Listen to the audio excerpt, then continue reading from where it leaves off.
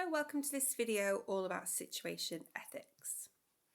So situation ethics is a consequentialist approach to ethics. So that means that it considers what will happen as a result of taking a particular action and uses that to decide if an action is to be considered good or bad. This is the opposite approach compared to deontological ethics that holds that there are rules that must always be obeyed because actions are by their nature right or wrong. So in that case, the consequences do not matter. Whereas for situation ethics, as a consequentialist approach, obviously the consequences do matter. So different consequentialist ethical theories use different criteria to decide on what the outcome of an action should be. But situation ethics considers what action results in the most love. It's a teleological approach as it's based around what the end or goal to result from an action will be when deciding if it's right or wrong. So situation ethics is also a relative approach to ethics. That's because what's considered to be good or bad can vary from person to person and from situation to situation. So, for example, abortion may be considered the right action on one occasion, but the wrong action on another. It depends on the situation and the relative features of each situation, so what's really going on. Lastly, situation ethics is a religious ethic, as it was originally based on the teachings of the Bible, especially the teachings of Jesus and St. Paul about love, and the Christian belief that God would want people to act in the most loving way according to the given situation. So situation ethics is most associated with Joseph Fletcher, who wrote the book Situation Ethics, The New Morality, published in 1966. Fletcher was an Anglican priest, but he did later turn away from Christianity and become a humanist. When writing his book, however, Fletcher was especially inspired by the teaching of Jesus on agapeic love, which places this securely in the Christian context. Jesus, of course, taught, love your neighbour as yourself, love your neighbour, and love one another. Now, Fletcher developed these ideas into a theory of ethics that argued that people should act in the most agapeistic or the most loving way according to each situation as it arises. Now, to explain situation ethics, Joseph Fletcher examined how it related to other forms of ethics, and he identified two other approaches alongside situation ethics. So we have legalism and antinomianism in addition to situationism. So legalism is an approach to ethics that provides a set of moral laws that people then follow without exception. They are deontological and absolute. So an example of this type of approach to ethics is natural moral law.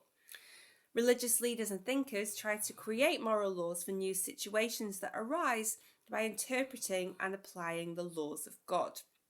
Now, Fletcher rejected a legalistic approach to ethics since he believed that it was too restrictive and rigid and that it relied too much on the interpretation of old laws to apply to new situations.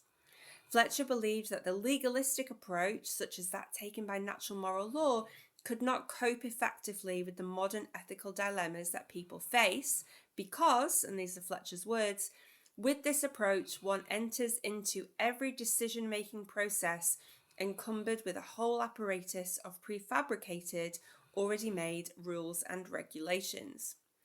Overall, Joseph Fletcher rejected legalism because it requires blind obedience to laws. He believes that people do not take personal moral responsibility for their actions under this type of ethical approach. Antinomianism was kind of the other end of the spectrum. So this approach rejects the idea that there could ever be fixed moral laws about moral behaviour and instead suggests that people should make moral decisions entirely without regards to laws or any guiding principles. Now, this was a common idea at the time Fletcher was writing in the 1960s because society was undergoing a cultural revolution that involved the rejection of society's rigid laws and the more legalistic approach. Fletcher, however, rejected this antinomian approach to ethics as he believed that it could lead to moral anarchy. If there are no rules or principles, he argues, that anyone can claim that what they are doing is moral and right, which would lead to moral chaos. So Fletcher rejected both the extremes of legalism and antinomianism and instead developed an approach to ethics based on situationism. He viewed situationism as the middle way between these two extremes of legalism and antinomianism. This is because it's not rigid and legalistic, but there are some clear principles that act as guidelines. Joseph Fletcher based his approach on the guiding principle of agapeic love, arguing that the correct use of reason should lead not to guidelines, should lead to guidelines rather than fixed absolute rules. In doing so, Fletcher was inspired by the teaching of St. Paul, who wrote, "The entire law is fulfilled in keeping this one command, love your neighbour as yourself." So agape love is the basis for situation ethics, because Fletcher believed that this should be the guiding principle. He argued that when facing any moral problem, the solution should always be the most loving course of action. And as we said, this belief was inspired by the teachings and the example of Jesus. In the Bible, there is an account of when Jesus carried out healings on the Sabbath.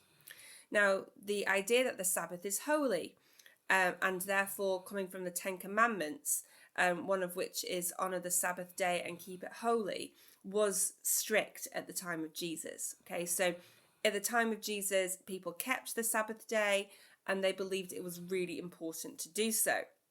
Jesus, however, carried out healings on the Sabbath, and when he was challenged about that, he replied by saying, "The Sabbath was made for man, not man for the Sabbath." What that implied was that the Sabbath is for the benefit of human beings, and that actually in some situations, keeping the Sabbath as a holy day can be put to one side, especially if not doing so would bring about harm to a person. So in other words, what Jesus is saying here, the Sabbath was made for man, not man for the Sabbath, is that people should come before rules. So there were clear rules about keeping the Sabbath, but Jesus is saying here, the Sabbath was made for man, not man for the Sabbath. So men, people, human beings are more important than rules. Now, in John's Gospel, Jesus also appeared to explicitly replace the legalistic approach of Judaism with a new guiding principle where he said, "A new command I give you, love one another. As I have loved you, so you must love one another. By this, everyone will know that you are my disciples, if you love one another." So what does Fletcher mean by love? So when Fletcher is speaking about acting in the most loving fashion, he's talking about agape love. But how can we ensure that people act to bring about the most loving outcome? To deal with this, Fletcher proposed 10 overall principles that should be followed or should be used as guidance. They're known as the 4 working principles and the 6 fundamental principles. They're not rules, they're principles that are designed to give guidance. So the 4 working principles of situation ethics are here. So we have firstly, pragmatism, secondly, positivism, thirdly, personalism, and lastly, relativism. So obviously all of these are really important in terms of being a foundation for situation ethics.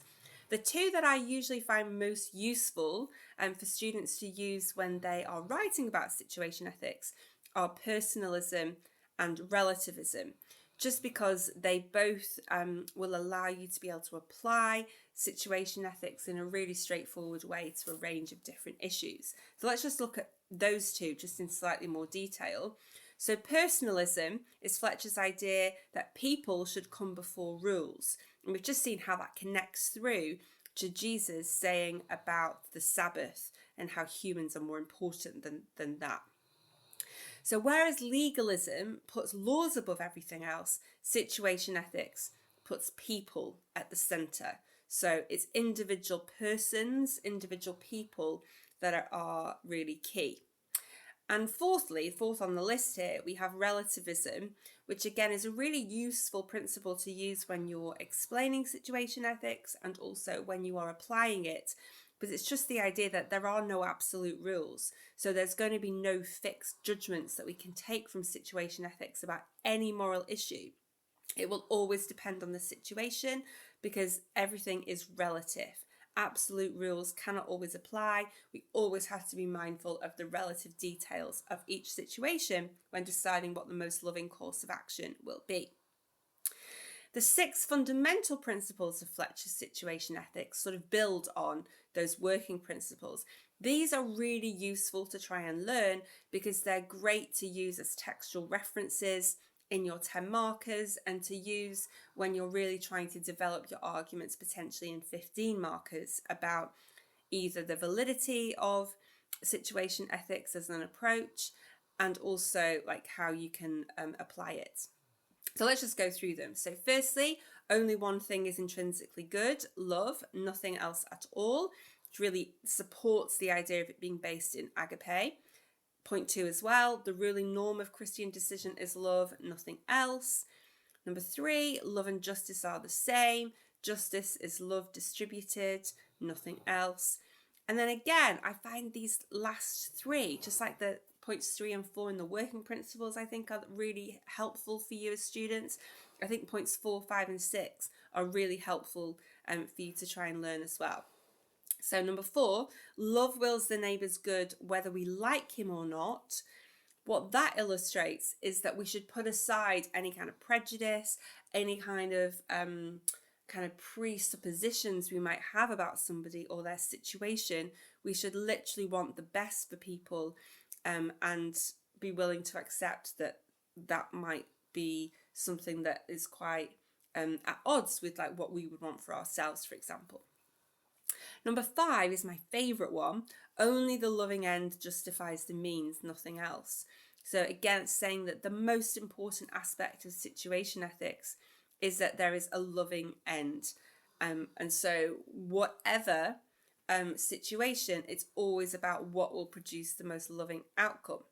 And then lastly, we have love's decisions are made situationally, not prescriptively. And that those last 3 words, situationally, not prescriptively, really sum up what situation ethics is all about. There is no prescription, there are no set rules that need to be followed.